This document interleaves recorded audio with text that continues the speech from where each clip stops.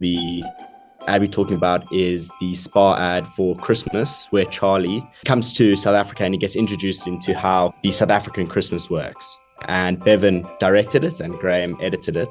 And it went viral in a very unorthodox way. Everything I've learned about things needing to go viral and needing to have an impact, kind of the opposite happened with this ad. You know, they tell you it needs to be at a peak time. You posted it on Facebook at 4 a.m. They said you need to tag as many people. There were no tags. No tags. Big one I hear is you got to have logo. Not saying I agree with it, but you got to have a logo first 3 seconds. It's got to be 15 less than a minute, 3 minutes.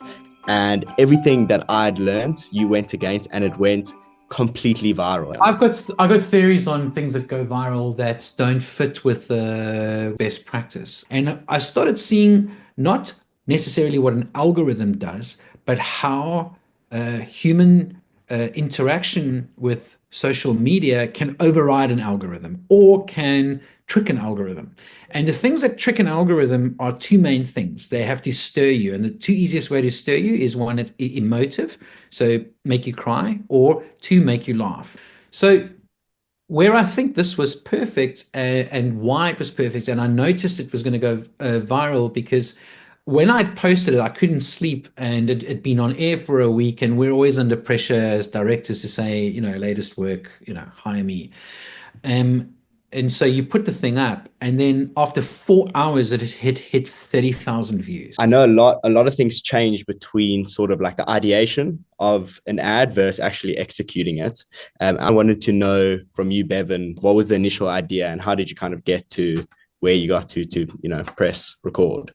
I always believe that writing a script and then going and shooting a script is possibly not the best way to do things, because I come from a performance background as an actor, and I know that even in the rehearsal process that you go through for 3 or 4 weeks while you're chasing opening night, there's a lot of permutations and things that kind of change slightly depending on the energies that are on stage with you.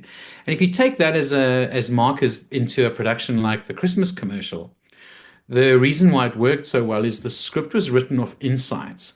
So there was about 25 to 30 just single frames with one picture and one line. Things that South Africans take for granted, like the size of the grill and how much meat is on it, is an insight. But then to go and just try and write comedy around that and to go and shoot it becomes problematic. Pleased to meet you. First I was thinking, what are they doing? Cooking on a gate on an oil drum? And so what you've got to do is you've got to create scenarios and provide enough play that works, the three ways works between the director, who really is an overseer of the entire process. So the director possibly knows everyone's role and is almost like a conductor. And then to be able to give enough material to the actors, and that's the second most important part about this, is the characterization. Is because if people don't connect with some character or find that human funny, and it's not just to do with the words, it's little looks and moments, if they don't find it funny, it's not going to happen. That's a big boy. Yeah, South African. And then the third most important part of the process, but arguably the most important part of the process, the final storyteller, is the editor. And so I think those are the three most important things, is like making sure that your script is not something that's formulaic or didactic, that you've got maneuverability on your actual shoot day. You're going to interface with brick and mortar. There's going to be things. There's an example of this where Charlie's character came to the front door and there was a line written in there that was "Hello, hello" when he was talking to the aloe plant. I had a conversation with him about aloe vera, trying to push and squeeze the awesomeness of South Africa into him. And his brain was going, well, Vera is a very northern name. And so he went, Hello, Vera. Which is taking us back into kind of the more British funny side of things. And I think that's one of the reasons why it went viral, is because a lot of South Africans were living amongst Brits and they know all of this. They know why it's funny from both sides. Oh dear, it's not the season for wool here. Oh, boy, was I mistaken. I just said, Betty, why don't we get you something cooler? It's a little bit chilly. Yeah, that makes sense. Did you know Charlie from before that you said, okay, this is the guy? No, so the script, some of the gags were written by another guy called Brendan Jack. So I work better when I'm bouncing ideas off someone, and I didn't know Charlie well enough. I got to know Charlie very well very quickly when he arrived in South Africa. But I think where we won is we got 108 submissions. Oh, And so wow. Charlie was one of those. It took me forever because each submission was between 3 and 5 minutes, and I watched every single film. So it took me about 4 to 5 days of just watching things, and then obviously shortlists get made, and then the final test always is a tangible test where you do a callback and then you are with the actors. And then I'm not even testing with it on the improvisational skill. That I already know from the self tapes. Then I'm just kind of seeing if they're going to survive 2 days with us. If they've got that kind of adaptability or their tonality in their personality, something that because there's this constant bombardment. There's DOPs telling move here, move there. Directors saying that's not funny. Try it more like this. Blah, blah, blah. Wait, we weren't rolling. And Roll sound. and Quietly, guys. and Action. action. It is the height of summer. You're very aware when you're acting in front of a camera of how much other stuff has gone into making it look good before, and so you are kind of the final bit of not making a mistake. Really, I think that's where the pressure comes in. You're very aware that they've spent 2 hours getting the lighting right. There's someone's been frantically set dressing and painting something, and you've got, a couple of minutes to get this one thing right. And if you keep fluffing your lines or looking in the wrong place or holding the product at the wrong angle, there's a lot of that. There's a lot of kind of I haven't got any products here, but there's lots of kind of often you spend like 2 minutes before just kind of moving the object around with someone, and then you've got to keep your kind of quirky face. And then keep looking down the lens and then being like, that's why I choose light blue mugs, whatever it is. Also, the selection process, at that point, there's no one else they can go to anyway. So you're kind of, there's a safety in that as well. So I think by the time you're on set, you're confident enough that you're the best person for the job out of the ones they've seen. You can see from the commercial, and I even said this to Charlie, I've never worked with an actor who not for 1 second showed a crack. There was nothing. Yes. Everyone on set was having a lot of fun as well. We were still working, but it was a really delightful set to work on. It's our job to show him how to have a good time. Well, I can tell you from the footage that the reactions were really, really genuine. And you were engaging with them. Their reactions, they didn't know the camera was on them.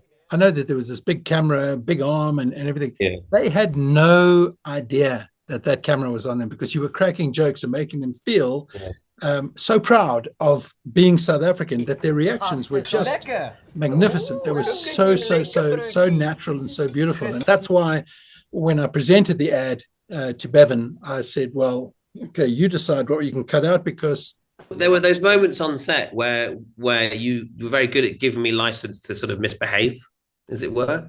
We'd get the business done, and then you'd say, I'm going to keep on shooting.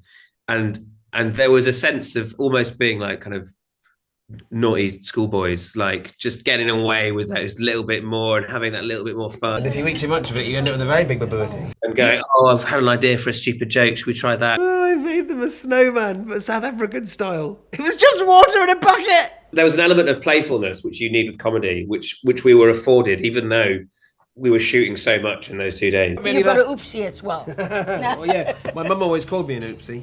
Anyway. You're just a nice guy, Charlie. So everyone kind of thought you were hilarious, and you're the exotic entity in this kind of one-horse town where they found diamonds. It's always funny being an English person described as exotic, but Evan, I heard, you can correct me if I'm wrong, but I heard when Charlie came down, you had a different way of kind of introducing him into South African culture. It was a baptism of thunder for Charlie because he'd only been in Joburg for one night, and then suddenly he was at my house with some drunk comedians, lawyers, and various other people. But I needed him to see just a basic suburban braai, like what it is and what we do, so that when I'm moving fast on set and I'm trying to place a I'm camera. surprised you said it was basic because there was so much food. Well, what I mean is like buri, chops, chicken, all the animals, and to kind of just try and demystify like the main thing that we were shooting around, and why certain things happen and why there's wood and all of the things, because I feel like that extra 10% that you pull out of a performance just comes from knowledge. So you don't pipe the gas in then? No. And you would. And the one thing Charlie had better than any of us was what it's like to be a real life Brit. We don't even need the turkey and stuffing, do we? No, or a pig in a blanket. So tick. And now all we needed to do was just try and assimilate him into what he was experiencing. So even if he was going to go, oh, I've never seen this before. They are obsessed with fire. It's everywhere. He has seen it before, but it's easier for him to play comedy around why he hadn't seen this stuff before. The dad, I was watching him braai and I was saying some really stupid stuff. Wat so goed? You told him not to look at me like I was that much of an idiot. Yes. Getting it?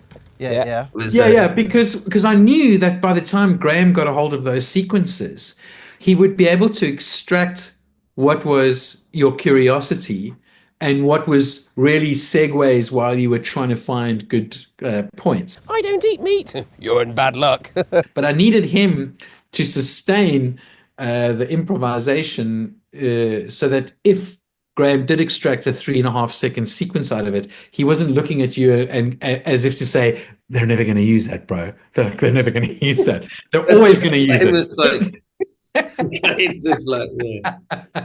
You don't know how other people see you, and as a Brit, I don't really know how South Africans see us. So I kind of went for slightly camp and inept. Like that was the choice that I made. But there's all these other things about, the names of the food. Shishobo and pup. Boomity. Boerewors. Boerewors. And the importance of the gerst. The gerst. The pronunciation being one of them. And how much of it actually was scripted verse? I know you said you had a bunch of those insights, and I'm sure you played off those quite a bit. First off, we'd get the points of the script that had been agreed and signed off. But then you were very good at giving room to play and finding ad libs. I'm learning so much. Do you know you put boinkies in a chakalaka? When he was sitting in the Forksy and he said to me, Bevan, I've got a joke. And I said, what's your joke? And he said, Hey, what do you call a South African cooking food on a fire? Brian? I laughed and I laughed. It was so stupid. It was so funny and so stupid.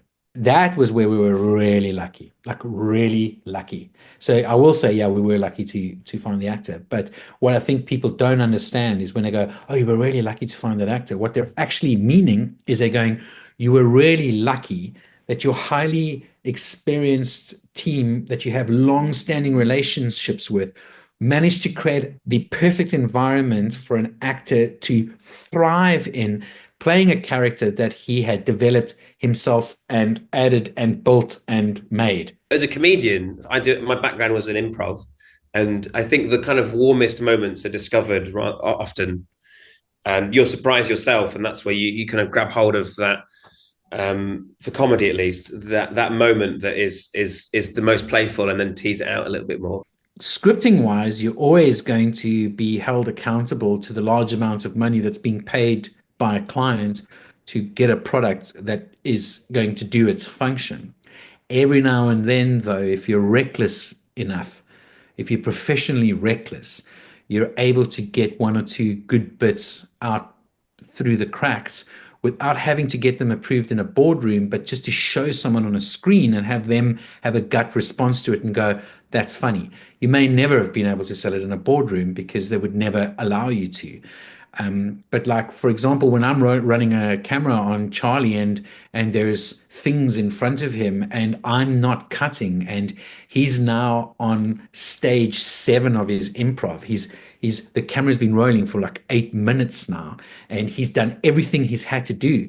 He starts digging deep, and that's the stuff I'm really interested in, when he will pick up a jar of green tangy balls. green tangy balls and throw a line out that If I had tangy green balls, I'd go to the doctor.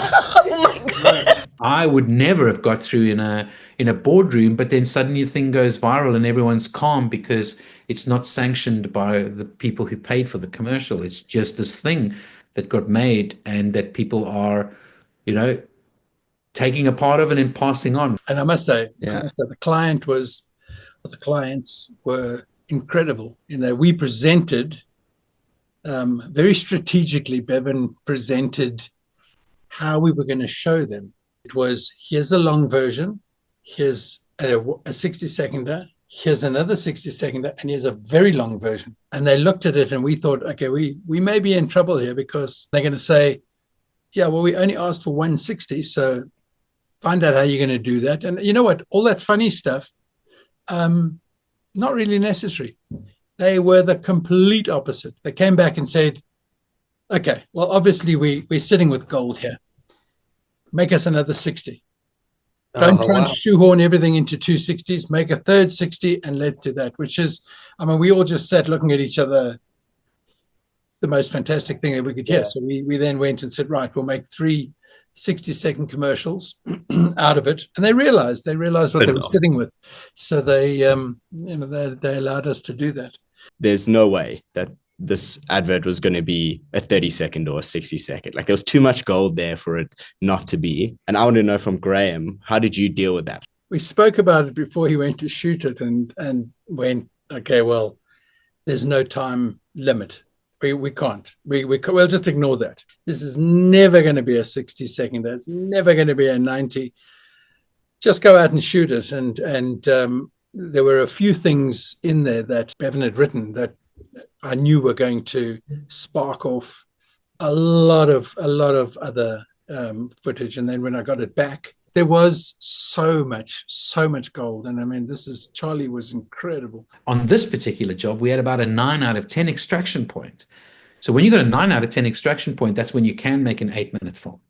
And all we did from that 3.5 minutes down to the version that was the director's cut that went viral was really to remove 2 main things. 1, repetition, and 2, if we felt that we were trying to explain an outcome or to validate or to give a clearance to a punchline. We went, let's go out and make the best thing that we can and forget about any of the limitations. Let's forget about the 90, the fact that it's got to be 30, the fact that there's got to be, forget about all of that. Let's just go and make what could possibly be a fantastic, phenomenal South African ad and get a British character to show us what the country was, what the country was like. And I think what was done correctly through Charlie's character was to be inquisitive, to go, what is this new thing? Squash bread. Chakalaka. It was like baked beans, but a whole other level. It was always a case of like, how does this elevate the South African position? How does his response put us in a laughing point where it's like, actually, good observation. We didn't think of it that way. However, here's awesomeness and eat it. Cough sister. Cook sister.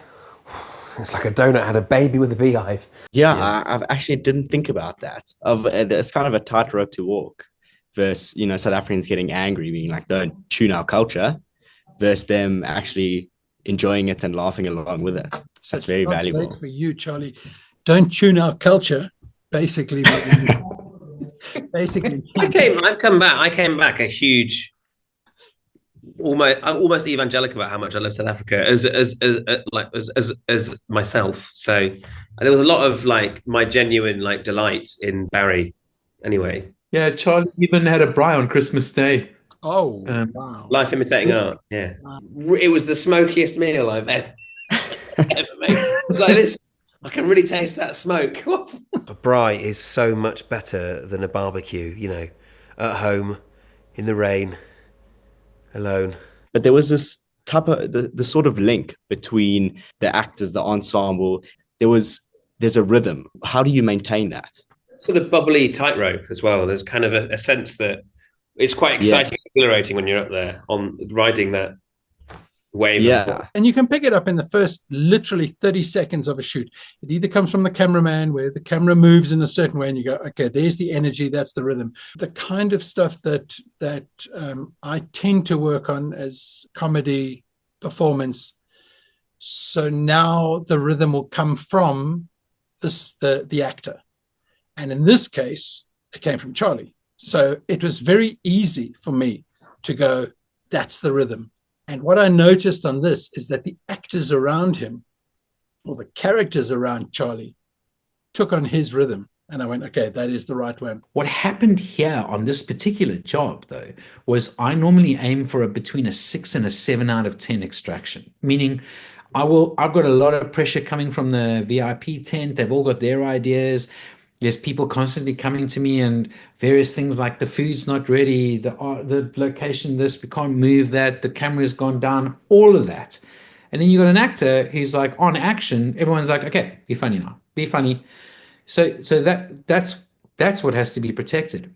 But the editor, he doesn't have any of that hangover. For me personally, the selecting part of any production is the most important part of the whole thing, because that's where you get the feel, that's where you get the rhythm, that's where you get the kind of, okay, I know what I'm going to do with this, with this footage. And then what happens is the footage tells you how it wants to come together. You can't force it. It tells you how it wants to go. That's just one of the amazing things about editing. Obviously, the big emphasis was on the comedy and the laughs.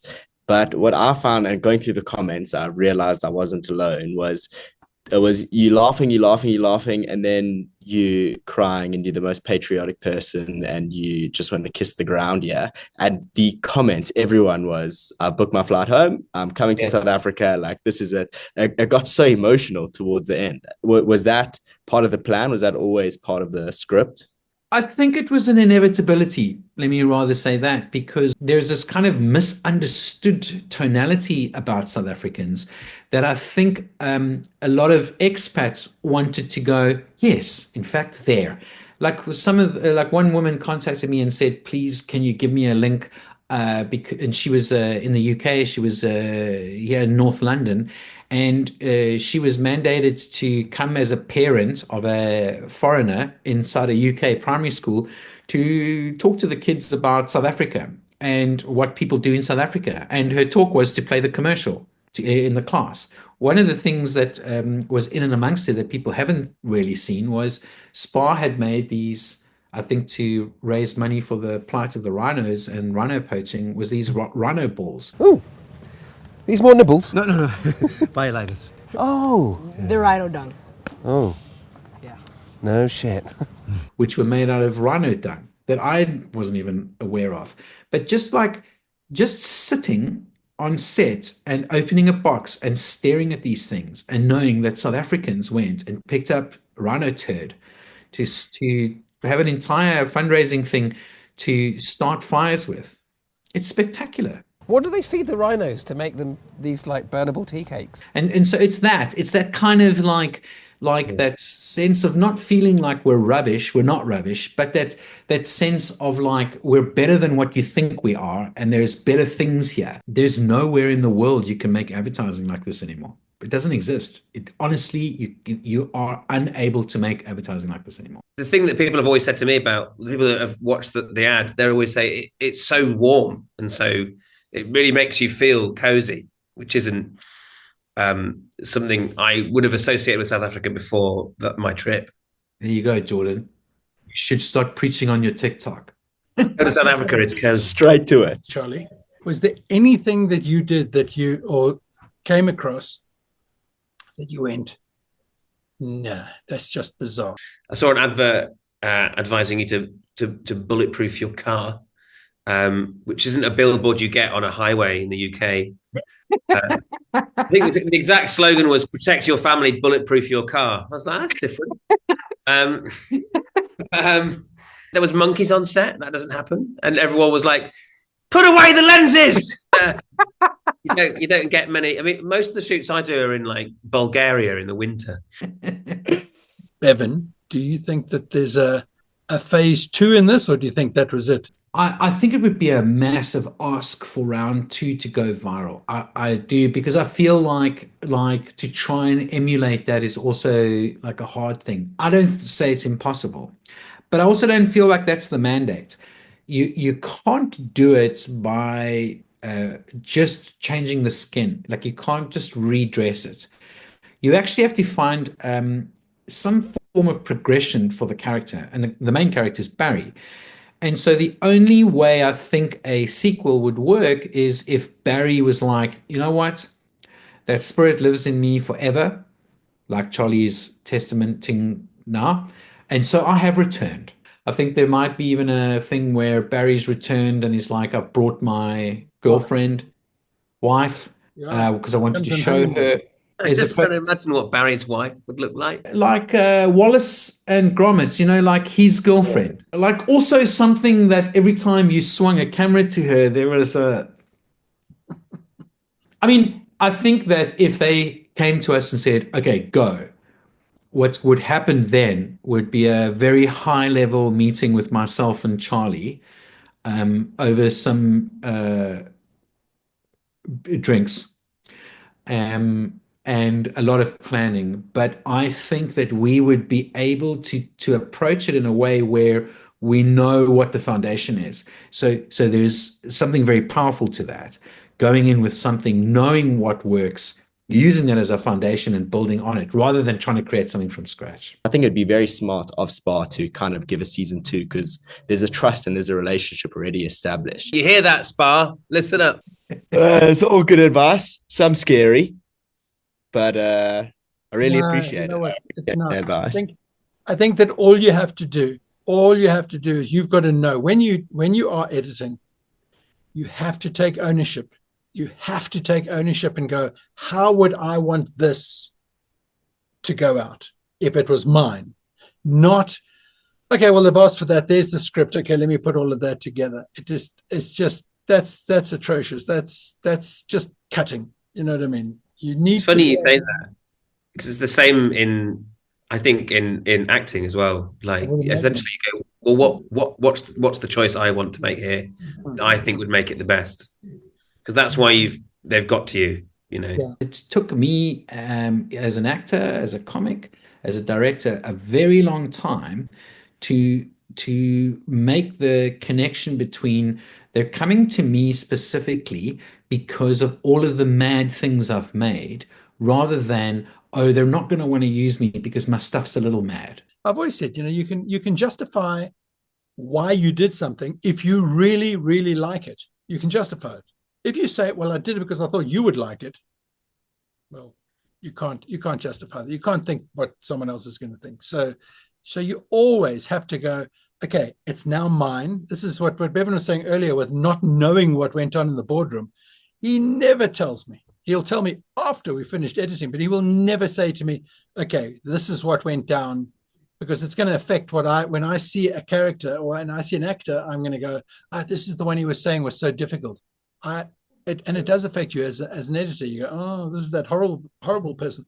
In the meantime, that doesn't come out in the footage. So you can actually take this footage where the person was a complete pain to work with, but their footage is good. You can actually use it. So he always keeps that stuff away from me. And when I edit, as I say, I look at the stuff and go, how would I want this to go out, rather than how would you want this to go out? And it's worked for me over the years. It's worked really well. Well, I guess this is goodbye. I don't want to go. Tot weerziens, Barry. Bye! Take care. Cheers. Bye.